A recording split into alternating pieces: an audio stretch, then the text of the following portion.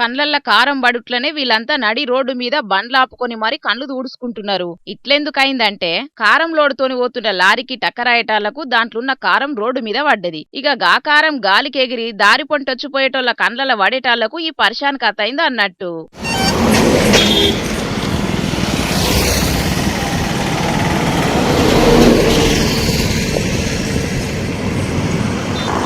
కలకత్తా చెన్నై జాతీయ రహదారి మీదున్న నెల్లూరు జిల్లా కొడవలూరు మండలం టపాతోపు దగ్గర కారం లోడుతోని గుంటూరు నుంచి చెన్నైకి పోతున్న లారీని జేసీబీ దాకెటాలకు కారం పొడి రోడ్డు మీద పడ్డది. ఓ దిక్కు గాలులు, ఇంకో దిక్కు పెద్ద పెద్ద వాహనాలు పోయే స్పీడుకు కారం అంతా గాల్లెకి లేస్టాళ్లకు పాపం బండ్ల మీద పోయేటోళ్ల కండ్లల్ల కారం పడి పెద్ద పరిశాన్ కథే అయ్యింది. ఓ దిక్కు ఎండలాయే, ఇంకో దిక్కు కారం కండ్లల పడేటాళ్లకు మంటల కల్లాడిపోయిండ్రు బండ్ల మీద పోయేటోళ్లు. ఎవలో చేసిన తప్పుకు ఇంకెవలో శిక్ష అనుభవించే పరిస్థితి మోపైంది అక్కడ.